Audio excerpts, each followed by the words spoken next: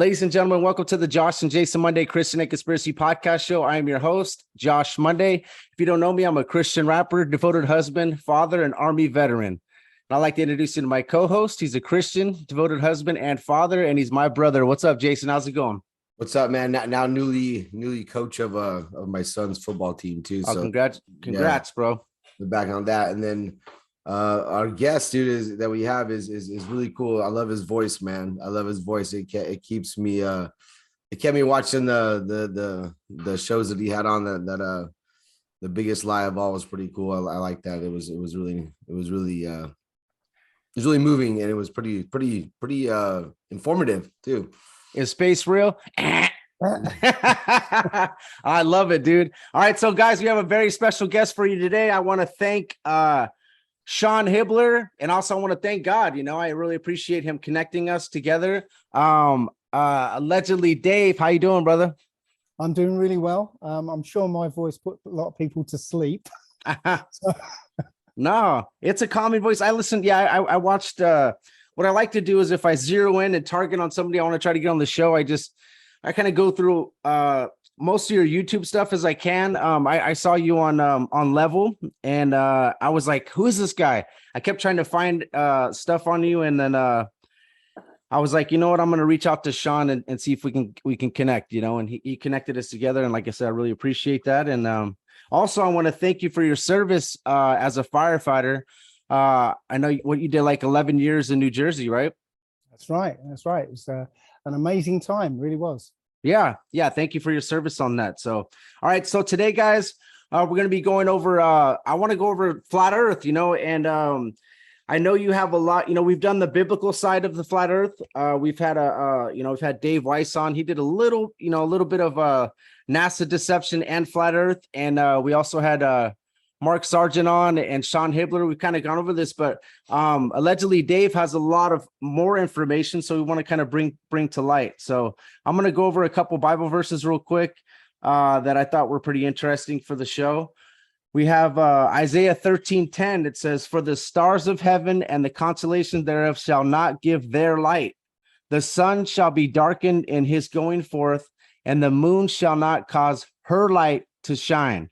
So for me, that's kind of telling me, you know, that the sun and the moon are two different lights. Obviously, in Genesis, we've kind of gone over that, that there's two great lights, one to rule the day, one to rule the night. Also, I thought it was interesting that it says the sun shall be darkened in his going forth. So it says his there. And then also the moon, it says shall not give off her light to shine. I thought that was kind of interesting that there's a his and a her to those two. I don't know. That's just interesting to me. And then there's another one that Isaiah 34:3 through 4. It says, "Their slain also be cast out. Their stink shall come upon out of their carcasses. The mountains shall be melted with their blood, and the host of heaven shall be dissolved." The host can be translated into stars, and the heavens shall be rolled together as a scroll.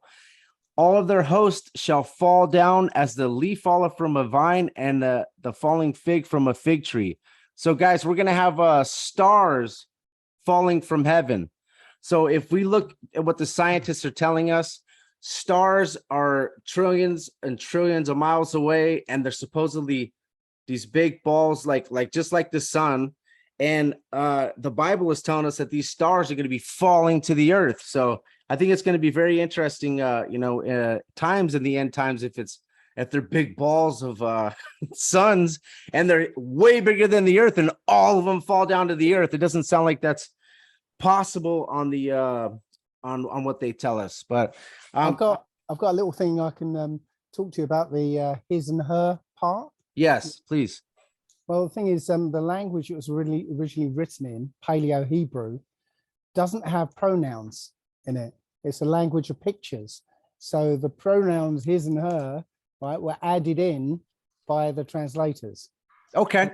It's their bias, it wasn't in the actual Hebrew scriptures. Okay. And that's good for me to know, because I've kind of gone over I went a little bit over the his and her. It wasn't so much that. It was more, but I just thought it was interesting that they put that in there, you know. Like if Spanish, that was like an O and an A at the end of the language, or maybe like there was feminine and a masculine form of what they're probably saying too. So Yeah, so, it's kind of crazy that the translator even put that in there, his and Well, her, you know. it's a language of pictures. Yeah. So it doesn't have, things, pronouns and things. They're literally pictures. So yeah, the his and her comes from our bias that we call the son, male, and a son female. Okay, perfect. Well, good. I was gonna actually ask you for explanation on that, and then there's some more good stuff about this the beast globe, but I'll go over that a little bit later. But allegedly, Dave, can you kind of go over some proofs of the flat Earth that you kind of got into? I have some questions for you, but if you want to kind of go over some proofs that you found out, and I don't know if you have anything new that you found out recently, like, whoa, this is gonna blow you guys' mind. I find this out. The new things I found out were a bit technical, though, a little bit technical. So I'll tell you how I got into it. Actually, I was just watching videos of scientific experiments. I was a science guy, so I was really into them, and so I'd watch these things while I was doing other things. And there was a video talking about various experiments, including the Bedford Levels experiment, which was a canal 6 miles long, and somebody had a friend row a boat with a flag on the back, and he got into the water and with a telescope, and was able to see this man rowing his boat over 6 miles. Okay, so the thing is, that experiment introduced me to the curvature calculation, which is 8 inches per mile squared. So I thought, hang on a minute, over 6 miles, it will lose 25 feet, which I thought, well, that makes the Earth really small, doesn't it? So I checked out this calculation. I drew the whole Earth up in AutoCAD and tested it, and sure enough, it's about right. And then I went out and tested this calculation. So I went down to a beach where there was a lighthouse 12 miles away, and according to the calculation, I should have lost the first 32 feet of that lighthouse. But went down over my camera, put the camera right near the water, and I could see the bottom of the lighthouse where the water met the rocks. So no curvature. Oh, and I could see the horizon behind the lighthouse. So absolutely no curvature, and that's what hooked me. So after that, I was out doing sighting experiments, left, right, and center. And I don't know if it's like this for you, but as soon as I got the bug for it, it was like I couldn't think of anything else. I was researching everything feverishly for like 6 months. It is like it's a daunting task, and when you do find out what happened for me, and Jason, you can kind of tell your story as well. Mine was because we started the show. I looked into it a long time ago, but I was just kind of like digging a little bit here, digging a little bit there. I was in the Army, so I didn't really have all this time. I was kind of just like super busy. But once I found out that the Bible, for me, the Bible is my foundation. I feel like that is truth. But once I found out that the Bible backs it up, then it just opened up this Pandora's box for me. I was like, okay, let me just like seriously look at it from, let me take all these biases, this stuff I've learned in school, anything that scientists say. First of all, a lot of the scientists are atheists, not all of them, but they're trying to prove God wrong and that everything came naturally, whatever, that's their thing. But I'm like, why am I going to find out how everything was created by a scientist that, first of all, was not there? Second of all, they're trying to prove God wrong, which I love God. I don't want to believe anybody that says that they don't like God or they don't believe in God. They could say whatever, but once the Bible backed it up, I'm like, okay, that's what opened up Pandora's box for me. And that made me just start researching like crazy and making sure that every Christian or anybody that's Jewish or anybody that's anything that believes in this Bible, making sure that they are aware of this, first of all, because it's a huge deception. And I think it just opens up, the door for people to see that for me, I believe, that Satan is real, the devil is real, and he is trying to deceive us at every corner. And it also opens up another thing for me, Dave. It opens up this alien phenomenon and everything they're trying to, the new age and all this stuff they're trying to bring onto us. It opens up that box too. Like, wow, they've been trying to do this for a long time. And they have like people like Tom DeLonge, that guy from Blink 182, and all these different people trying to get everybody into that new age alien phenomenon. So yeah, it's interesting, but I want to try to make everybody aware and bring as many people on the show so that they could see different perspectives of this. Well, for me, the Bible connection was that I'd been an atheist for 40 years, a rabid atheist for 40 years. And the Old Testament or the Bible kept presenting itself to me. It presented itself to me 3 times. The last straw was the flat earth.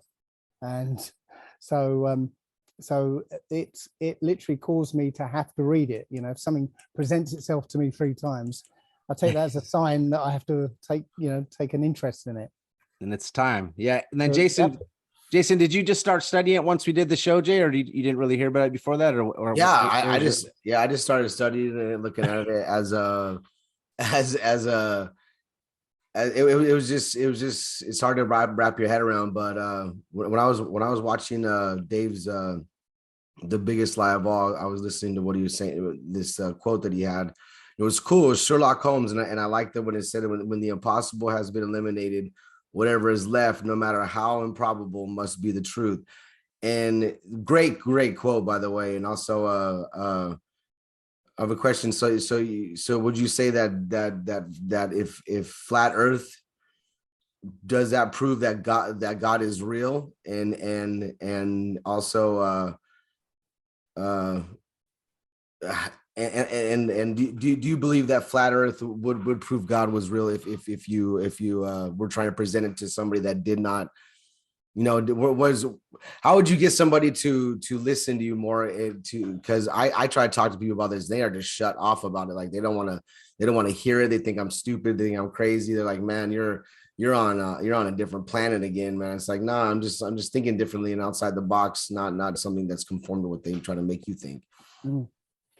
Well, I think that the flat Earth, it almost proves that this is a created place. It's more than almost. It literally proves that this is a created place, created for us. Yeah, that we are the chief of its creations, the Most High's creations here, and it's like a terrarium. Essentially, every drop of water that's ever been here is still here. Every bit of energy that was ever here is still here. Just it's sealed terrarium. So this is I think the book describes it as the Most High's footstool. And this is literally where we are, a terrarium. Yep, Isaiah does provide that. And Jason, for me, what I do is, now people that listen to my show, I know that there's Christians that listen, and there's Jehovah's Witness, there's all kinds of different people that listen to the show. But when I have someone that's Christian, even my pastor, I try to speak to him, let's just, instead of going with our own perception, if you want to be a believer in God, then be 100% believer. Let's go through the Bible verse by verse. And instead of doing the science experience or anything that has to do with anything secular, I just try to bring them straight to the Bible if they're able to listen. Because there's some people that even if you go over it and you just talk, well, there was a firmament. If you go over the creation, even from Genesis 1 all the way to Genesis 19, you go over the whole creation story, people will still just go, like the sun was created on the 4th day, right? The moon, sun and the stars were created on the 4th day. So Earth, it was created on the 3rd day, right? So how would what did they think? God just took the planet and just started spinning it around the sun? Like, what was it rotating around on the 3rd day, right? Or on the 4th day? So there's just a lot of stuff that really should catch people's attention. And I don't even know how I missed it, or how a lot of these people miss it. When you read through Genesis and you find out about the flat Earth, it is just like you will look at it in a totally different light. I will say that though flat Earth, I think, proves the existence of the Most High and this being a created place. I do another talk these days called Navigating the Matrix, and the second half of it is what I found that actually does prove that this was an intentionally created place, and it's to do with the flower of life, actually, and the Fibonacci sequence. The fact that the whole of creation, conforms to this Fibonacci sequence, which is a sequence of numbers that implies mind. Yeah, a mind has to calculate the next number in the sequence.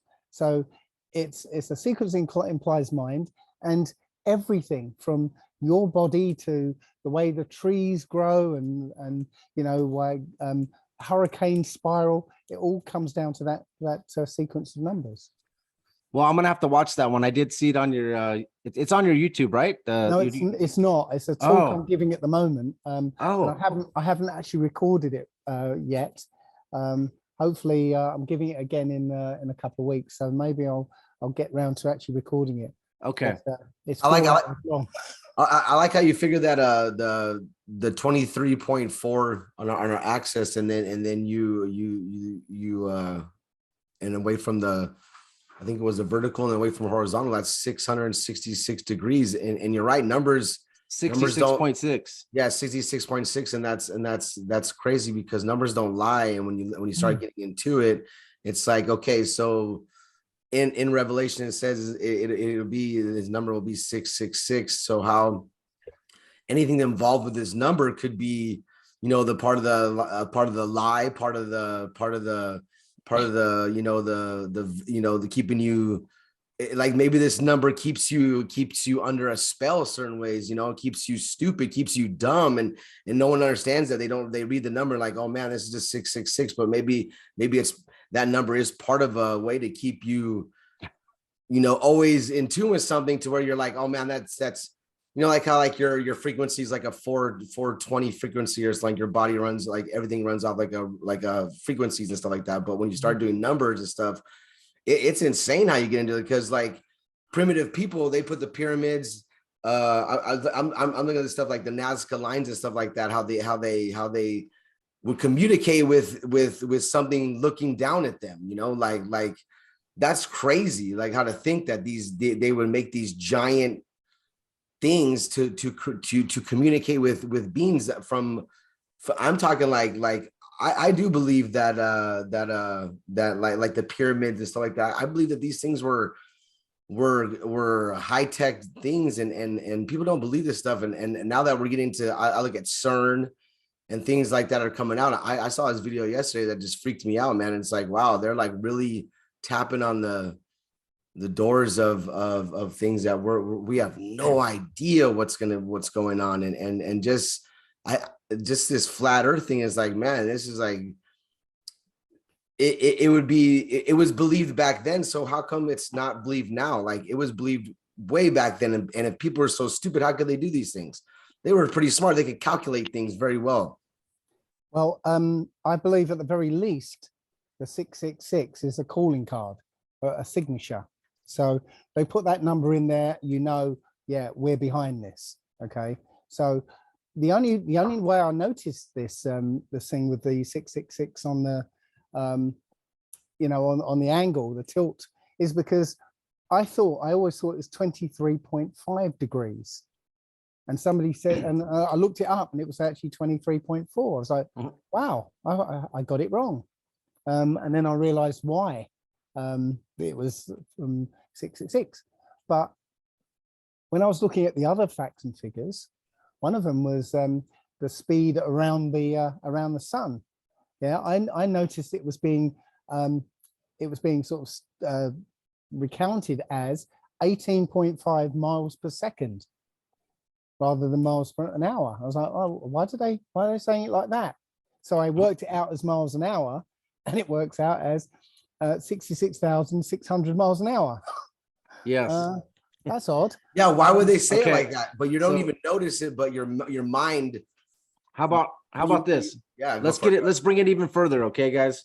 So they say gravity was discovered in 1666 was something that somebody said. Also, every 1 mile is 8 inches squared. So if you divide 8 by 12, it's 6.66 feet. Now, if you go 10 miles, that's going to be 66.6 feet, and 100 miles is 666 feet. So that pesky little globe, man, is definitely the beast system, man. And you know, in the New Testament, it does talk about the strong delusion, and it's going to even deceive the elect. As a lot of the some of the shows that I've been on, I said that this could be the strong delusion, because look how many people are deceived by it. It could be, you know, I'm not 100% on that. They were talking about the Antichrist when they were speaking of the strong delusion, and you can connect the Antichrist to this globe with all these 666 numbers. So just they try to sneak it in there though, huh, Dave, with that 18.5.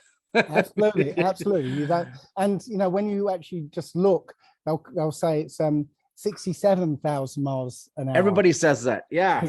Because all they do is round it up. Yeah. Yeah. So I've got to say, I'm not a Christian. I know. Absolutely not a Christian. I know. I watched your shows on exposing Jesus and a lot of different. And I'm honestly, I don't just take what I don't want to interrupt you. I'm sorry. I just don't take what my pastor says and just go home and be like, all right, I'm good. I don't take what anybody says. I just, for me, it's what's in my heart, and I read and read and read. I haven't been exposed to what you've been exposed to on that, but yeah, I know you're not a Christian, but the Hebrew Israelite, watch one of our shows. We have a show on it, and actually is really interesting to us. But go ahead.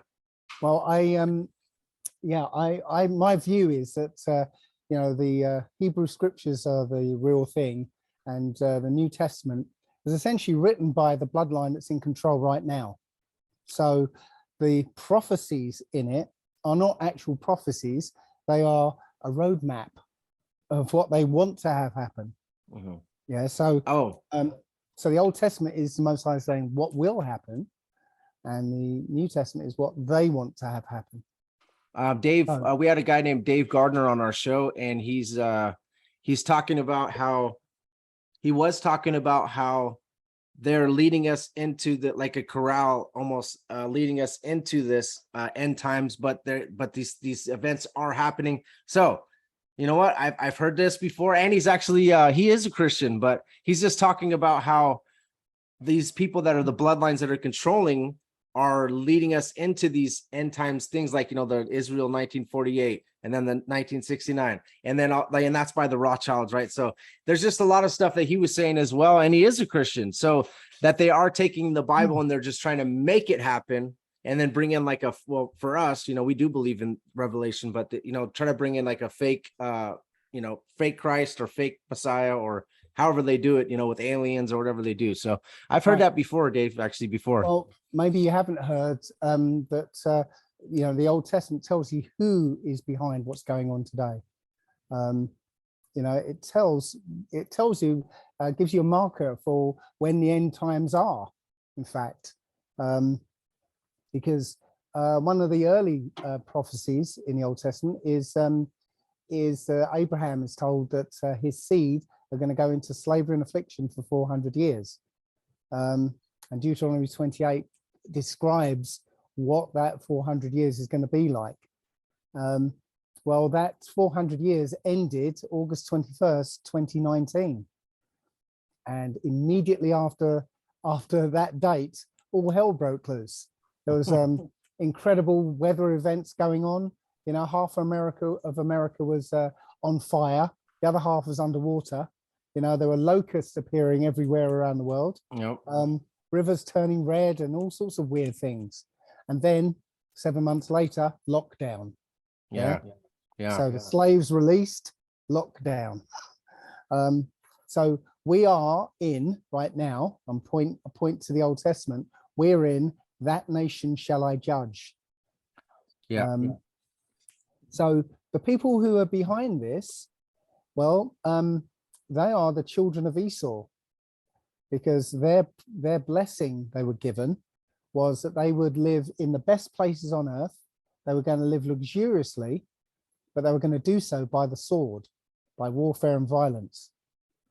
Well, that their blessing came in 500 years ago, at a time they called the Renaissance. And ever since then, they've been rampaging across the world, you know, killing, maiming, destroying. And now the people we call the elite live in the best places on earth. But their blessing was only a temporary one. So they've had 500 years. Now their blessing is coming to an end. And it's, you know, synchronized with the end of slavery for the Israelites. So that's what's going on according to the Old Testament. And, you know, it's happening, you know, right on schedule, you know, as far as I'm concerned. So this world we live in, as I said, it's a sealed terranium. And I believe it's a bubble of 3D space and time. So 3D space and time only exists here, right? Yeah. There is no such thing as outside of here, because that would imply more 3D space and time.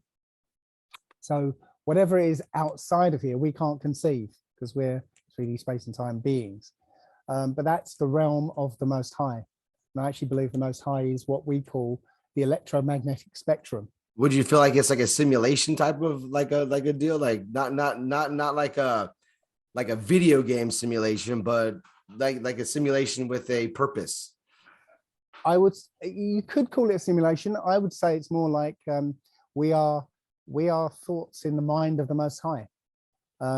Imagine Charles Dickens sitting down to write Oliver Twist. So first thing he imagines a setting, a place. So 19th century London, it's all foggy and there's horses and carts and cobblestones and all that. And then he populates that place with beings, and he gives them free will and then writes down what they do.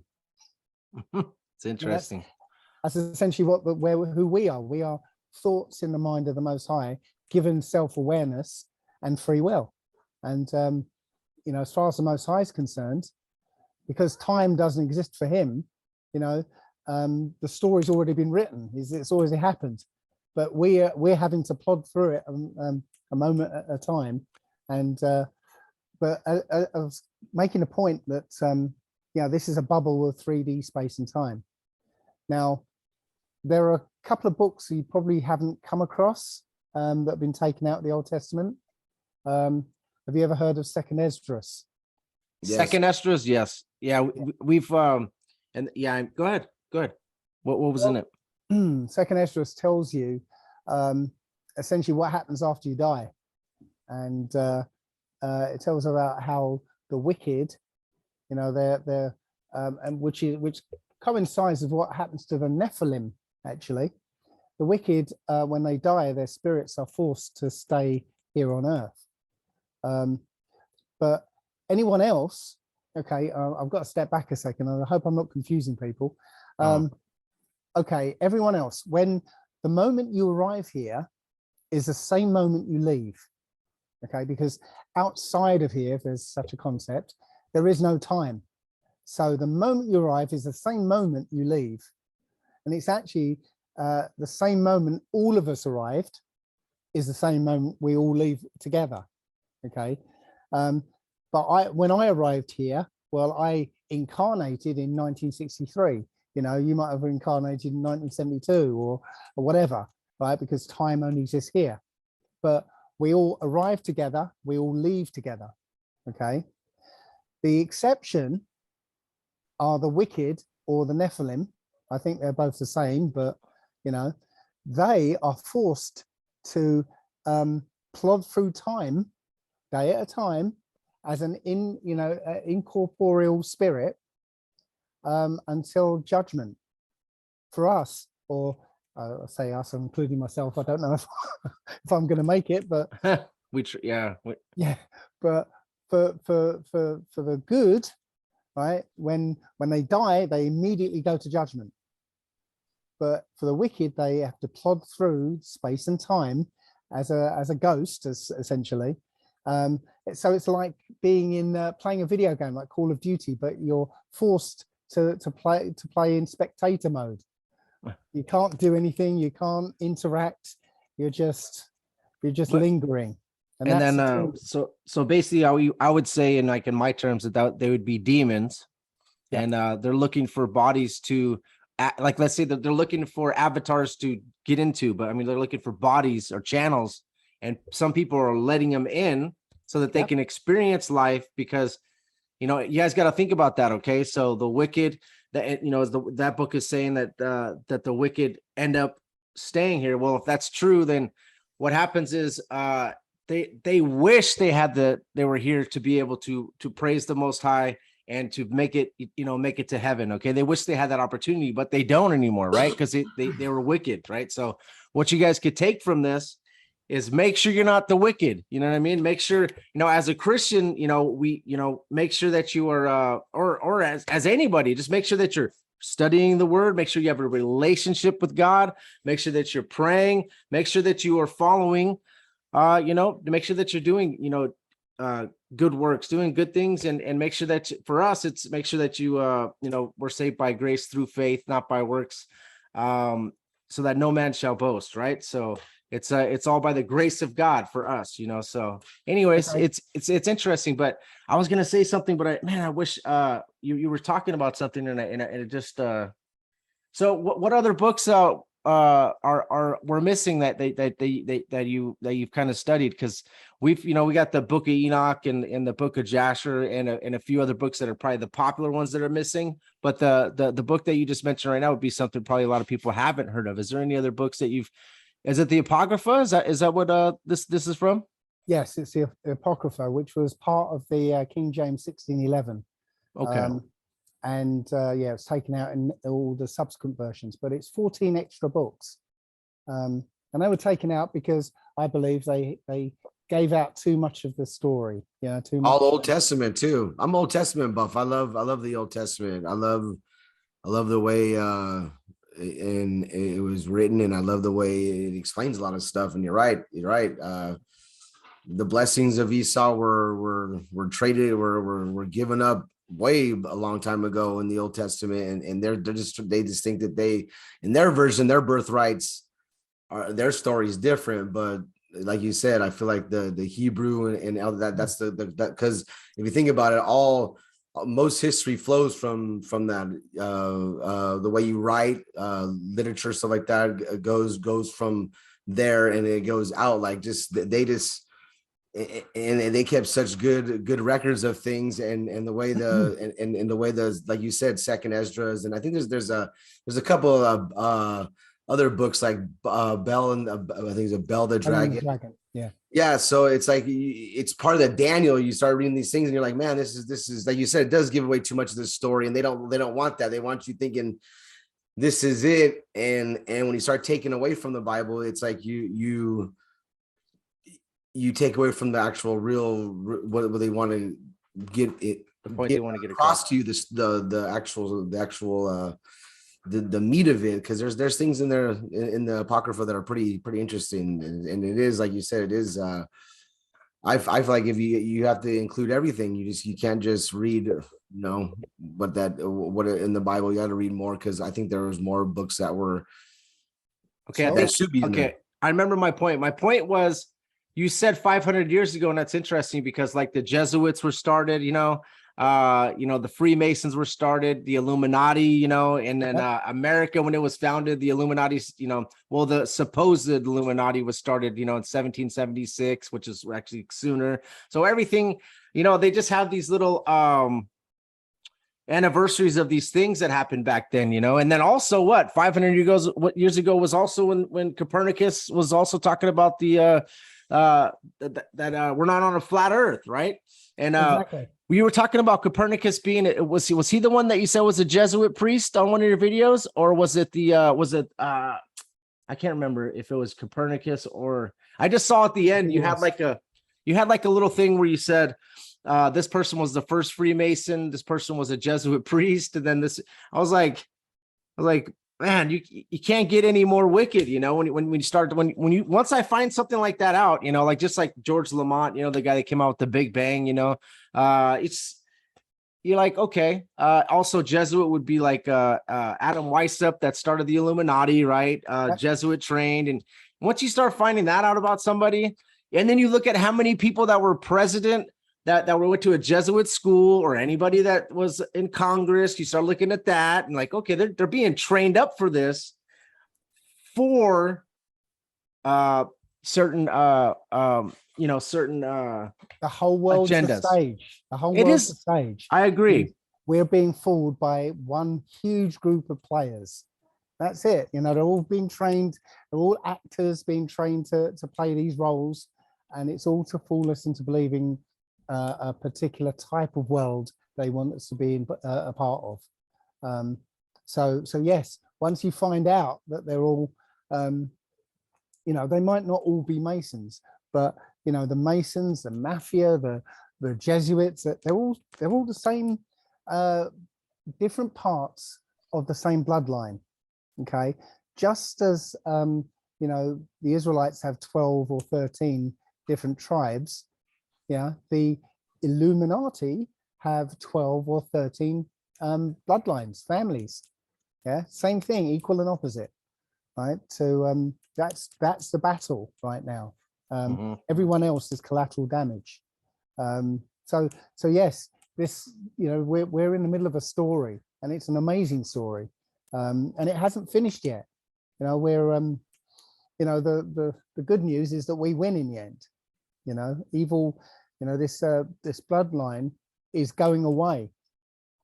And as I said, the book actually tells you who this bloodline is. And I say it's Esau, and Esau, he was symbolized by the eagle. Okay, if you go to Petra in Jordan, which was known as previously Mount Seir, the home of the Edomites, you'd find the Petra eagle. And then you find this eagle in Egypt, and then the same eagle in Greece, and then Rome, and then Germany, and now America. Yeah. Now, in Obadiah, which is all about the Edomites, okay, in the last days, it says about the Edomites, though thou exalt thyself as the eagle and set thy nest among the stars, then shall I bring thee down. So what eagle has set its nest among the stars? That's going to be America.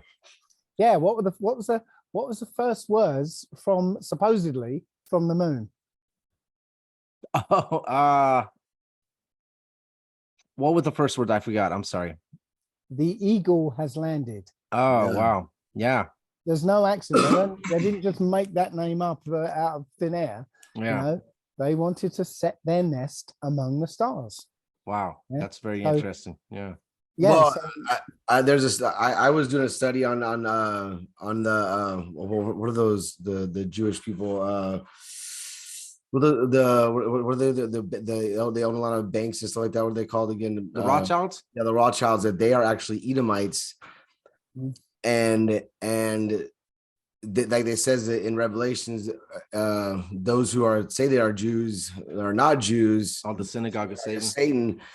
And Edomites are direct enemies of Israel. That they're like, it's kind of like the Moabites. You're not even supposed to interact with them. They're not even supposed to be around each other. They're just like, stay away from them, because like you said, you like when you give up a birthright like that and you want it back, you know, and you think your story's true, you'll do anything you can and to get to make it right. And that is crazy how because I look at it this way. I follow the priests, I follow the religions where they went. And like you say, like it goes all the way from Greece, Rome, Pergamus, all the way down the line, all the way down to America. And I think like, you know, like a lot of Roman Catholicism, it goes into that, where it's like, it's everywhere. It's on every street corner. It's like they run that street corner. So if you're spiritual and you're in a spiritual battle, they have twice as many churches, 3 times as many places on your street corner. That means I feel like they're spiritual, in a spiritual realm, that they're winning, you know, but right now, but like you said, we do win at the end, but you gotta understand, we got to get up and start, you know, we got to be better Christians or just better people at stopping this. Cause like you said, the eagle has landed around here, and I think America is the I feel like it's the new Babylon, and it's the mystery Babylon. It's the place where it's like everyone thinks it's good, and everyone thinks it's okay, and everything thinks it's this white knight that's gonna save everybody. But I think it's not that way. Yeah, there's a good verse in Isaiah. Let me see which one I send it to. But God talks about, you praise me with your lips, but you would deceive me with your heart, right? So I just want to make sure I have the right one. There we go. It's Isaiah 29:13. Where therefore the Lord said, for as much as this people draw near with their mouth and with their lips do honor me, but have removed their heart far from me, and their fear toward me is taught by the precept of men. So like a lot of the people in America, what they do is I mean, I don't know if it's to get votes or what they're trying to do, but I hear a lot of the politicians or a lot of the people saying, you know, I'm a Christian, and and then you see their actions and everything, and it's not even close. Well, And then, this whole nation is kicking God out of their country. Yeah, just taking it, just going away from them. This is what they say this country was founded on. This is why we fled to come over here and worship the way we wanted to worship, and that was the main deal. But when you legalize every religion and you make it, you know, to worship anything you want, and you give that freedom of choice to everybody, it starts to water the wine down out here. And it starts, as you get away from God, you start to accept some crazy things in this world. Like you said, you do accept the globe. You do. It's easy. It's like, okay, we tricked him with this. Let's see what else we can get him with. Let's see what else we can get them with. It's like, man, after a while, the free thinkers, the ones with the open minds, the one that would think outside the box, they're just going away. And now you just have these people that just follow the rules and follow along and get herded into situations. I like Dave's thinking on a lot of stuff. I think like there's no galaxy, no planets, no nothing. I feel like if out there you have to, they make you worship they make you say Saturn and Mars and Jupiter and Venus, and they make you say it, and even saying it is like you said, the Most High. He doesn't like that. He doesn't even want you even to recognize those types of things, and we got to do it every day. Yeah, especially when you say the days of the week. Even yes, my last name was Moon Day. My last name is Monday, but if you look back, it was like people who worship the moon. And it's like, wow, you think about it, it's like, when we were pagan worshipers, I was like, wow, that's crazy. My older people, and that's what it derives from. And like, February, March is Mars. January as well is Janus. Yep. And you're saying it all the time, and you're saying it every day, and you don't even know it. And I think the verse says something like, be circumspect and don't let the names of these gods come out of your mouth. And we say it all the time. We have to. And we recognize these planets above us, and we're recognizing that these are the things that are watching over us, these planets, and and we look at it back then, they were gods to the people. Well, they were watcher class angels. Yes. The planets are the watchers. Their courses were there to watch over us, you know. Yeah, and the stars they're wandering, you know, they're wandering stars, you know, and the planets. But yeah, and if you get into the Bible, and this is even a step further, that you know that the stars are angels, and you know that's what the stars are in the book of Enoch, and that's what the stars are. That's why when you know, when they talk about the stars falling, you know, they could be like angels that's on a certain course all the time, you know, and that's it gets interesting. People just go, yeah, right, because you're so indoctrinated by science that you couldn't even conceive that, you know. But can I on that subject about the stars, would you like to hear a bit of a crazy conspiracy theory? Yes, go for it. Let's do it. This is a Christian and conspiracy show. Let's do it.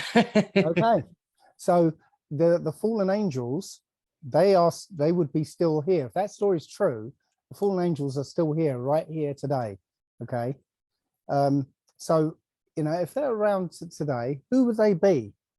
Well, we kind of know their character, you know, as fallen angels, or gods with a little g. They want to be worshipped. Okay. They crave worship. So they would be characters that we would, everyone would know of. Okay, they'd also be loved by everyone. Well, a lot of people. Okay, and worshipped by a lot of people. Okay, so they would also, because they live a long time, right, and they can't really show themselves as gods in this day and age, they would have to have a strategy, to not be, visible to it, as long-lived beings. So I don't know if you watched the film Highlander. Yeah. So the strategy that Connor McLeod used was to every so often he'd die or pretend to die, then come back as his son or something like that. Well, there are a group of people who are known as superstars, screen idols. Yeah, all these superstars, the famous actors that everyone on the planet knows. Planet, say that word. Everyone on the plane knows these people. Okay, and if you look at look for photographs of these people, you'll find that a lot of these stars have versions of themselves from the 1700s and the 1800s that look identical to them. Yes.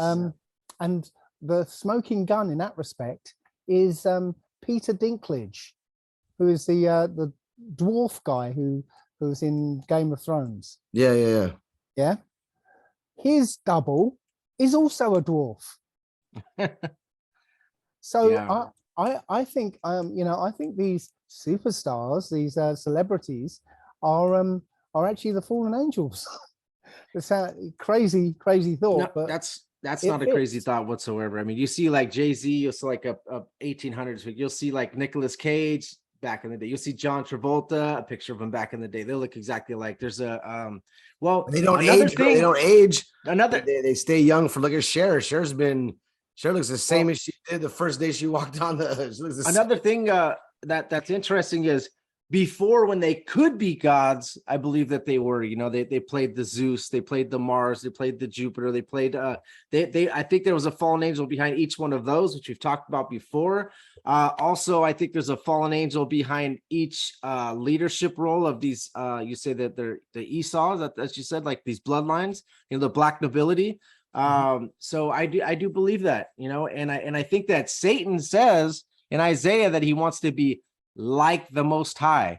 So I believe that he and the fallen angels play certain roles with these gods that people used to worship, and I think that sometimes he probably plays the lead role where he'll be Zeus or he'll be Saturn, or he'll be, or sometimes the fallen angels get to be, that's probably some of the probably part of the things that he got them to, actually the third of them to come with him. We could be like gods on earth. We're going to be worshiped like the Most High. We'll bring people away from God, right? Well, so that's. I agree with Dave on that, because a lot of them use mediums, and a lot of them use look at the tap into that spiritual realm, like James Dean. Look at him. He was totally into the occult. Look at a lot of them.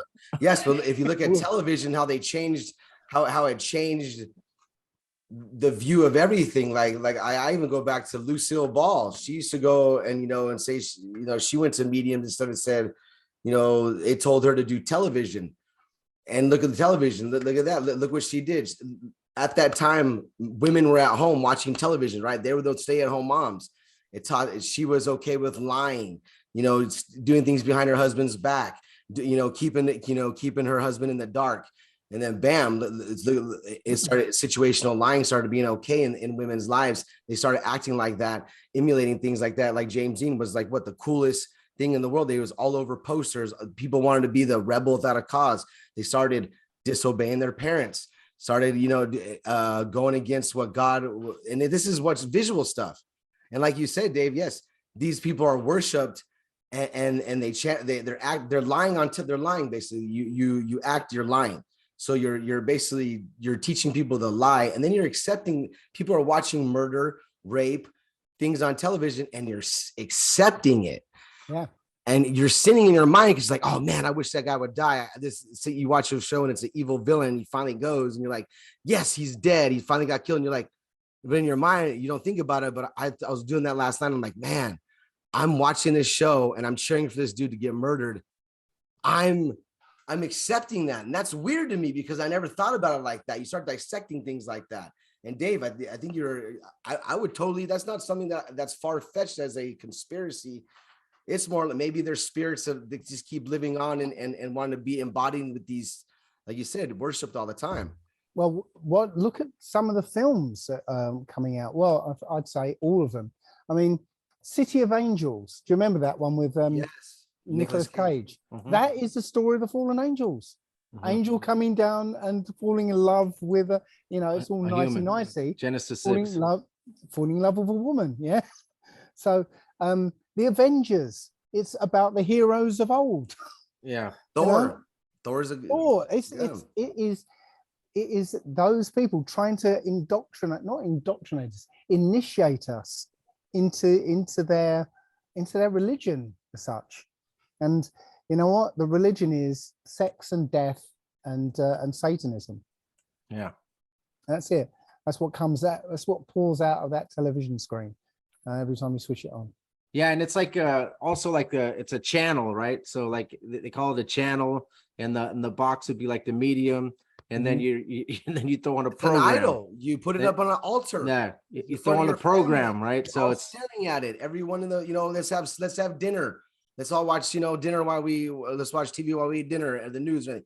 And you're like, your whole family's into it, and then you're passing on to your kids. Now they're just in tune with the tube users. They're users. They want you to be a user. It's kind of like a drug dealer getting you hooked on that at a young age, and they make you. It's crazy. Before it was TV, right? You'd have to go to the movie theater, which is a temple, isn't it? The temple, as you say, screens the altar. Everyone sits there in silence, essentially worshiping this image on the screen. You could take it a step further too. When the people that are if you do take that conspiracy theory you're talking about, and you have a rapper, right? Let's say Jay-Z, for example, he comes out, he says, "Put your dang hands up," right? Everybody puts their hands up. So what do you do when you're worshiping God? You put your hands up, right? But you're idolizing, and people use the word idol. So I'm just saying, like, American Idol and stuff. But anyways, well, I mean, like you idolize that rapper. You idolize, oh man, I want to be like him. So they are like, and then he's like, H to the OV. So he's talking about him being Hova, or like Eminem saying rap God. So, and people are at the concerts praising, worshiping these people. So yeah, I think Dave, it's a great point. Whether they're fallen angels or not, or whether they are maybe people that sold their soul for this to the devil, however it could be either way, you know what I mean? It's one of those, because you could tell that they're all their agenda is definitely not for the Most High. It's not bringing people to God. It's they're all throwing the signs of Satan, but I think there was only 200 fallen angels. Yeah, there was only 200 of them, and I imagine there's all the hangers on are the ones that sold their souls, to join in. And you made a point earlier on about how these demons and things want to inhabit a human body, and want to be incarnate again. Well, early in the Old Testament, it talks about how, I think it's actually in the book of Jasher, actually, how they sinned against birds and beasts and everything. Oh yeah. And the mythological record talks about minotaurs and satyrs and centaurs, half animal, half human.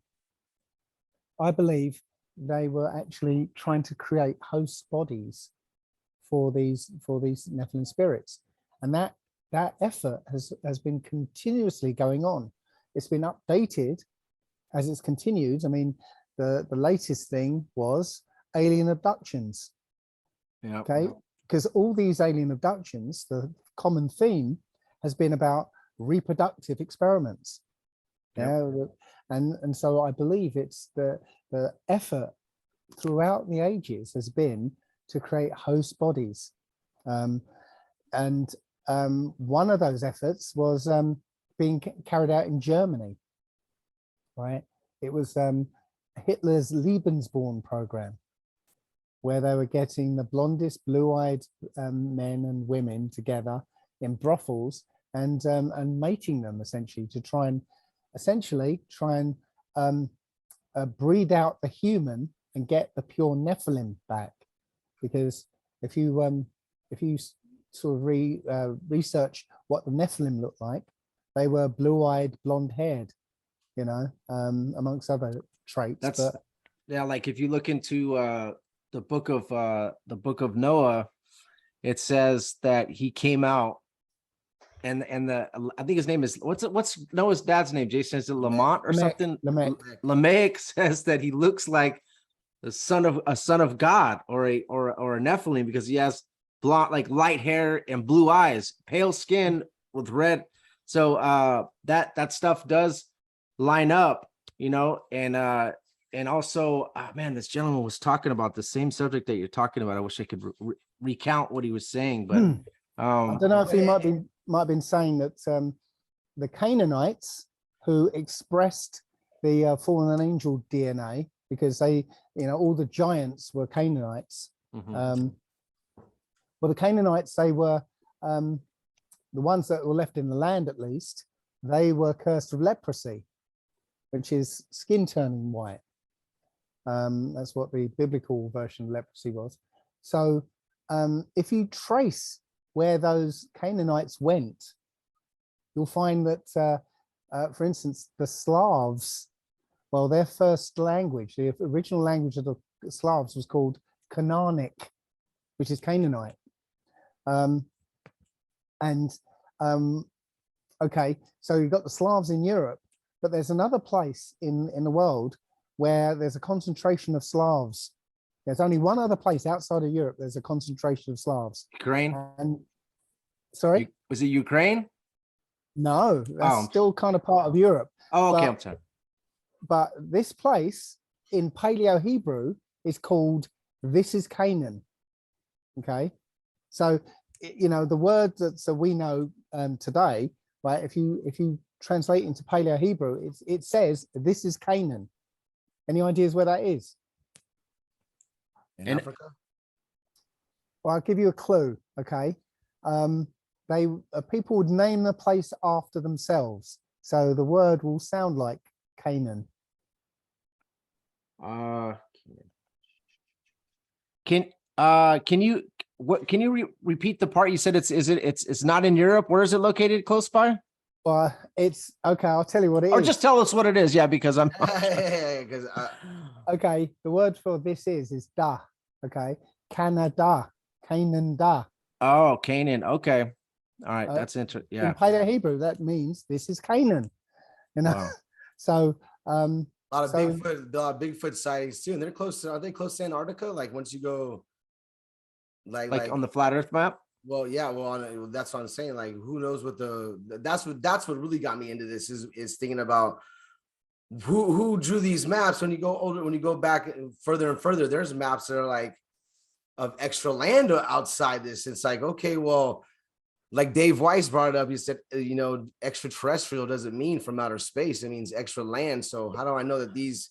Because I know that there's story of giants in Patagonia or something like that, and stuff like that. Everywhere. Yeah, and this is like in Brazil and stuff like that, and even stories of in America, you know, and like you said, there's a lot of Bigfoot sightings. And how do I know that Bigfoot isn't a descendant of this thing, or maybe who knows? I'm just getting into, like you said, like Canada, and that's kind of crazy. And they live in the very cold, and most of them were Scandinavian. They were blonde hair, blue eyed people. Yes, came across there, you know. And you can actually look in the history of Scandinavia, and it literally says in this book, I can't remember what it's called, Skondia, that's the name in Scandinavian. It tells you that we are the Canaanites who were chased out of our land by Joshua the thief. So Wow. it tells you who they were. And like Vikings and stuff, these were big, huge dudes, man. They weren't just like and they believed in Norse gods, like you said, Thor. You know, they still believed in those type of creations, Odin. But if you think about it, you know, the Canaanites were chased out of the land. Okay. So the giants came out, the Canaanites. So these Canaanites would have been slightly taller than most people. Okay. They were, again, blonde hair, blue eyed. Yeah. And when they were chased out of Canaan, a lot of them went north, and they became the Northmen or Norsemen or the tall whites. Yeah. So what's fascinating is that you can start off in the Old Testament, and then you can trace where peoples sort of split off to and went off to. Yeah, you can like carry on the story. Japheth, Shem, and Ham. Like Japheth went north. I think Shem went south, and Ham went east. And like you start to, I think that's how it goes.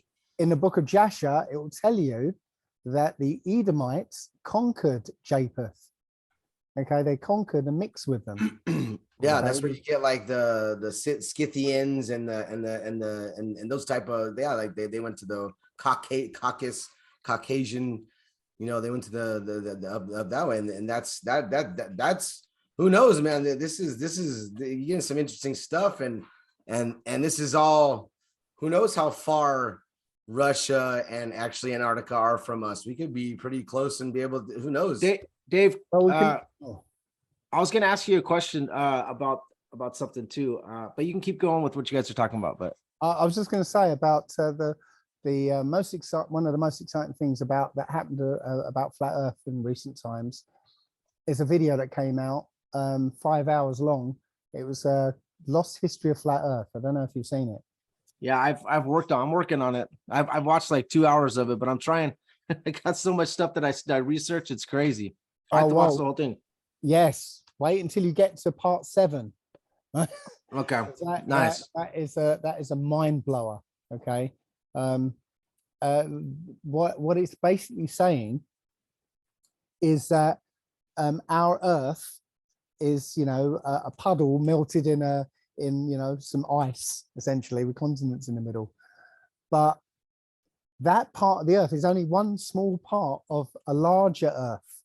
So a larger lake that's been frozen over, and the sun and moon are rotating above a particular, you know, one corner of that lake, melting out a puddle. But that sun and moon are rotating around a magnetic center, and that magnetic center is moving around the greater Earth, taking the sun and moon with it, melting out a different puddle as it goes around. So the mud floods, Tartaria, all that would probably come into that, right? That's the way I see it. It factors all those things in. Yeah. That it isn't a mud flood as such. When the ice starts to melt and revealing a new land, that water has got to go somewhere, and it's going to stir up lots of silt, and then there's going to be a new different level of Earth once it all settles down. But that gives another dimension, even another dimension to the Old Testament, because the first 2 lines of Genesis, you know, in the beginning, the Most High created the heaven and the earth, full stop. If you can actually translate the next line slightly differently, because just as valid as what's been translated, it can be translated as, but the earth had become ruinous and empty. Yeah. So that gives you a completely different viewpoint, that, you know, the Most High created the earth, and time passed, events happened, but the earth now had become ruinous and empty. And then he started again, because those 2 words, ruinous and empty, bohu tohu bohu, yeah. Yep. Well, those 2 words used together are only used one other place. It's in Jeremiah, okay, where Jeremiah is describing how the Most High destroyed everything, you know, including the cities, right? So the thing about Paleo-Hebrew is when you get a phrase, right, the words are so precise that when you reuse a phrase, you're either talking about the exact same event or something very, very, very similar. Okay, so that's, you know, Ruinous Empty in Genesis 1 verse 2 is talking about the same event that Jeremiah says the Most High destroyed everything, including the cities. Yeah, it talks about replenishing the earth as well. It talks about like when he's talking to Adam and Eve, he says to replenish. So does he though? Does he though? Now I know, because if you look into the, I know this is something I also studied. It says, wow, what is the two words that somebody used? Gary Wayne was talking about, I don't know if you know who Gary Wayne is, but he was saying that it's not replenish in the old text. It's another word, and I forgot what it was. I wish I had it in my head. I'm not talking about that. Okay. I'm going a bit more fundamental. Oh, about that. It's not Adam and Eve. It's somebody else or exactly. Okay. Yeah. So this is another day 6, males and females are created. Okay.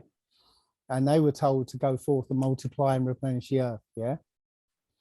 At some point after day 7, right? And so, sorry, these males and females are created by somebody called God. And if you look up the word, it's Elohim, which is plural for El, which means actually angel. Okay. And then in Genesis 2:7, after the day of rest, some point after day 7, you know, it doesn't tell you how long after. Could have been 100 years, 1,000 years, don't know. So Adam was then created. Okay. Adam's first job was to name all the animals, and a helper wasn't found amongst the animals. So then Eve was created. So they weren't created together. There were an amount of time, enough time for Adam to name all the animals passed, and then Eve was created. And they weren't told to go forth and multiply and replenish the earth. They were told to stay in the garden. Okay. So it's 2 different creations. Oh, I'm sorry. And Adam was created by the Lord God. Okay. So in the first one, it's God, and then the Lord God created Adam. Now, let me ask you a question real quick. So this is the part that, okay, so El is used for angels, but the thing that I was thinking, because I heard you talk about this before, I was like, man, that's interesting. Your I think it was the the title of your it was something about the Nephilim, not the return of the Nephilim. Is that what it is? Return of the Nephilim? Yeah. Okay, so here's the thing. Personally, I don't believe that angels can create, because if they could, don't you think that the devil would be creating right now? You know, don't you think that that the devil, now they could use what God has already given them to try to create, but I don't think that the devil can create, or I don't think that angels can create. I don't see anywhere in the Bible. We can. No, I mean create like create a human like this without. We can. Yeah. Well, yeah, that's true. But so if we can in a limited form, I think angels can do better than us. Okay. Yeah, I wouldn't put an angel that has got into mischief. I wouldn't put anything past him. You know what I'm saying? That what technology that they have, the things they can I? Oh, sorry. I don't think they can create something from nothing. Yeah, that was my point. But like you said, yes, they could create. They could create certain things. Like you said, I feel like it was a DNA problem from the very beginning. Like he says, you said that it was they created man and woman, then Adam, and then Eve. Like you said, it does say there. It says man should not be alone. So obviously he was alone for a long period of time, and God saw that wasn't right. He's like, oh, this guy can't. Man by himself is very evil, and if he doesn't have someone to bounce certain ideas off of, he wasn't. But at first, he wasn't going to. No, he wasn't evil, but yeah. But no, he wasn't going to make a woman. He was going to choose a helper from the animals. Yes, yes, and like you say, you shouldn't be doing that. It wasn't right. It wasn't. It was an abomination to God to do things like that. So here's a possible example of okay, these angels creating, whether they created or they showed their agents on earth how to create, right? Okay. So in 1751, Benjamin Franklin described the world, or the races of the world. He said that all of Europe was black. Okay, basically all of Africa's black, all of Asia's black. Right? He said the only white people in the world are in Saxony in Germany, England, and a few that are in America. Okay, that's 1751. He's saying there are very, very few white people in the world. Okay. A few years later, so maybe 50 years later, around 1831, this is where the lost history of flat Earth idea comes in. It seems they actually started finding cities already built. Yeah. And I think it's from the ice melting, and there's a city already built, revealed. All they had to do was dig it out. Okay, they called them world fairs. Yeah. Right. So Tartaria again. Yeah. So yes. So the movement of the puddle revealed more land and showed that there's a city here already built. Okay, they dug it out and they said, we built this. It's a world fair. And yeah, how could they build it? Yeah, right. Look at the things. How do they build that? Not fast, like that quick. Not even that fast, bro. How can they build it? Period. Look at the buildings, bro. We haven't done. We did a little. They're very, very. Bro, there's no way you could do it without having better tools than we have today. I would say they're intricate, like they'll blow your mind. And there's things on there that are like mathematically, like, man, there's like, you got to be a very good engineer to be doing this stuff. And they're massive as well. Yeah. Okay? But one of the buildings was the baby incubator building. Oh man, I saw this on your show. This is crazy. Yeah. Right. So rows and rows of baby incubators. Yeah. And it's like no explanation where these babies are coming from and why they're in incubators. Well, I found a picture that said amazing growth. 1 year in 1 day. So at the same time, there was this phenomena called orphan trains. So from New York, something like 300,000 orphans were shipped all the way across America to populate all these towns. Okay.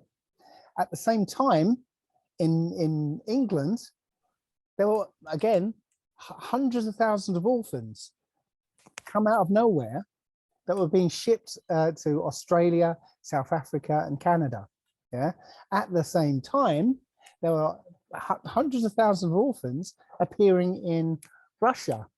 Okay, and they were being shipped across Russia and Europe, all at the same time. So from 1751, there's very few white people. Oh, wow. And then like 50 or 60, 70 years later, there's millions of them all over the world. No explanation where they come from. Okay, so that is possibly an act of creation. And I believe that act is going on now. And that's where Ukraine comes in. And that's that video, Return of the Nephilim. Oh man, that was, and I talked to my friend Chuck. He's not a flat earther at all. I love you, Chuck. I know you're gonna listen to this, bro. But I brought that up to him because we were talking, and yeah, he was pretty intrigued by this. So I'm gonna show him I'm gonna send him the video so he could see it. But and I don't know if you want to tell people what you found out, like, or if you want to get into it, or just have them watch your video. Does this have anything to do with Gog and Magog or anything like that? No, it's totally different, bro. It's a way because I kept on trying to figure out why the Ukraine war was happening, what was going on, what's going on with this. But the way that Dave explained it was interesting, because if you want to explain it, Dave, I think you do a better job than I would. I don't want to just be going off of it. Okay, it's probably better if you actually watch it, because Yeah. you know, I put the pieces together in a Yeah, and it came out story really good. format. Yeah, But, yeah, true.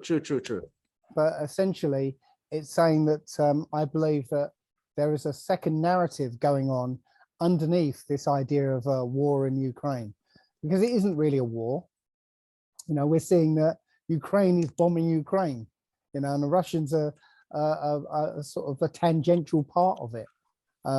So it's just we're seeing the theater of a war going on, not really a war, but there's a real narrative that's going on, and it involves Ukrainian orphans, and there seems to be millions of them, and all the countries around the world are now saying that they're going to take unlimited numbers of Ukrainian orphans, and that number of orphans, it seems to be growing for some reason. So there's no explanation where all these orphans came from.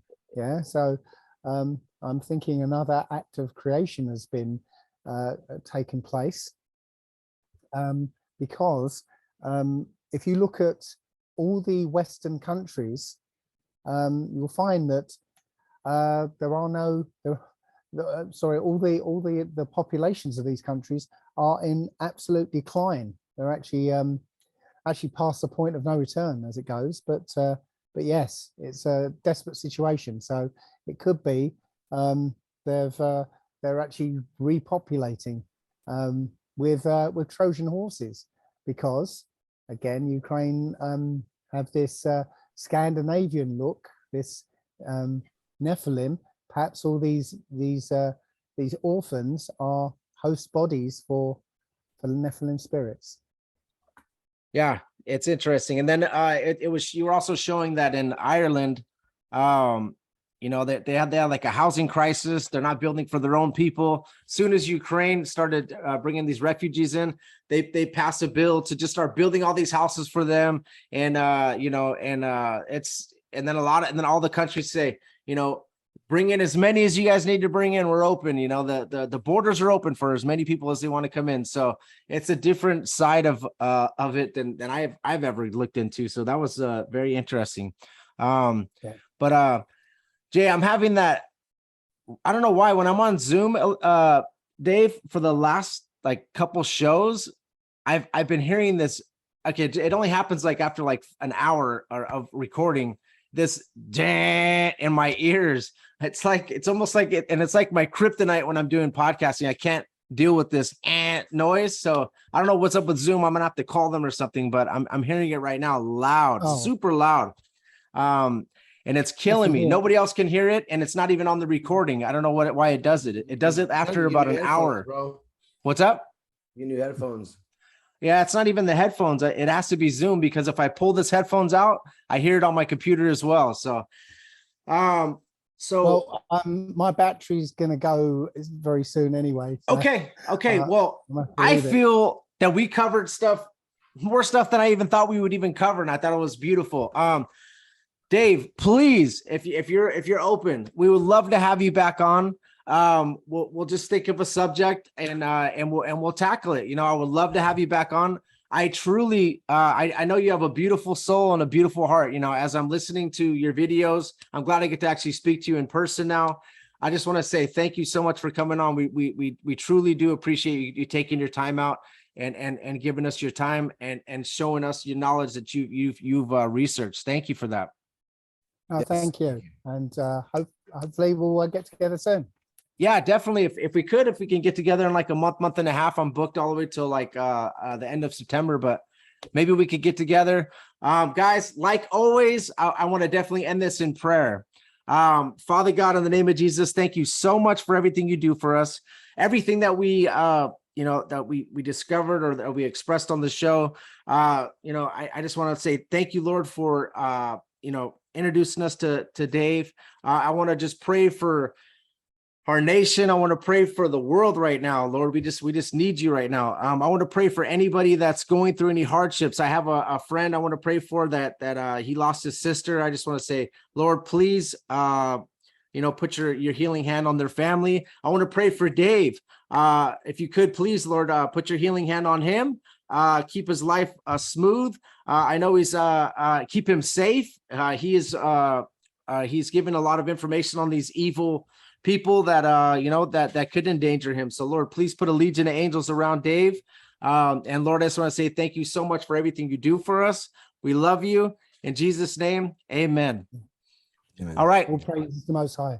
Yeah. Well, thank you, Dave. I want to please have you on. Maybe I'll have you and Dave Weiss and Mark Sargent or something, or you and Mark Sargent on. I don't know if you're interested in doing something like that, like maybe like a double show. And I know that Mark was somebody you listened to before, or maybe I want to try to have like maybe two at once, and we'll tackle it, or maybe Sean Hibbler or something. We'll have a show with you guys on.